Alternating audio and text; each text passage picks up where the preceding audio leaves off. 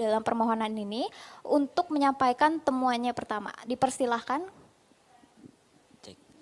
Oke, baik. Terima kasih. Assalamualaikum warahmatullahi wabarakatuh. Terima kasih kepada kawan-kawan media yang telah bersedia meliput judicial review ini.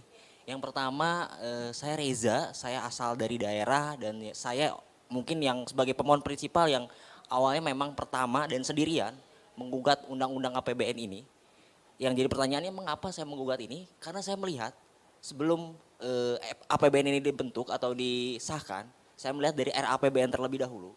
Dan saya merasa, dan ini perasaan yang memang benar-benar saya rasakan sebagai guru pada saat ini, yang dimana jenjang karir sebagai guru ini penuh ketidakjelasan.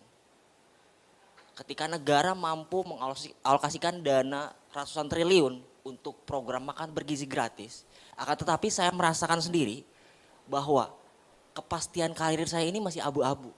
Itu yang pertama. Lalu yang kedua, saya pun merasakan bahwa ada keuangan finansial saya yang mungkin benar-benar kacau dalam profesi ini. Sehingga saya bertanya-tanya sendiri, apakah memang benar alokasi dana yang dilakukan oleh pemerintah untuk program MBG ini tepat sasaran? Atau memang ada korban yang dirugikan selain saya? Lalu dari hal inilah saya menelisik lagi undang-undang APBN ini dan saya melihat temuan lain kepada rekan kerja saya, terutama di P3K paruh waktu.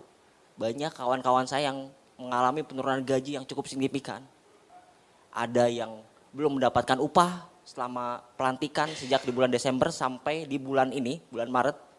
Ada juga yang penurunan upah signifikan, yang awalnya misalnya katakanlah nih upahnya itu dari mulai 2 juta turun 1 juta, ada yang mendapatkan upah 100.000 bahkan dan lain sebagainya.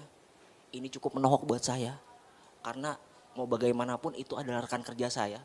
Ketika formasi kosong atau sebagainya, pasti kita sendiri yang akan membantu. Itu yang pertama. Lalu yang kedua, sekarang kalau kondisinya seperti ini, siapa yang kelak akan mengajar anak-anak kita? Kalau misalnya katakanlah orang-orang sudah tidak mau menjadi guru karena tidak ada jenjang karir yang pasti. Itu yang menjadi pertimbangan saya. Karena saya tidak ingin apa yang terjadi pada saat ini akan terjadi juga di masa yang akan datang. Kita memikirkan peruk anak-anak kita, tetapi lupa bahwa ada guru yang harus dinafkahi juga. Itu alasan yang kedua. Dan yang ketiga, ketika pemerintah menerapkan aturan yang dimana merasa bahwa dengan 400.000 seperti yang dikatakan oleh Sekretaris Kabinet atau Seskap Teddy atau Letkol Teddy mungkin yang mengatakan bahwa pemerintah telah berkontribusi langsung soal pemberian upah kepada honorer sebesar 400.000. Sekarang yang jadi pertanyaan saya seperti ini. Apakah menteri-menteri kita atau DPR kita mendapatkan 400.000 sebulan? Apakah cukup 400.000 sebulan?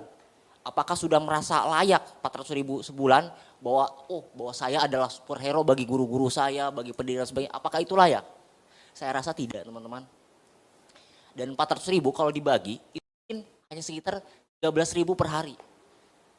Coba 13.000 sehari untuk apa? Kami punya keluarga, kami punya anak-anak, kami punya masa depan, kami ingin punya tempat tinggal yang layak. Apakah itu perlakuan negara kepada guru?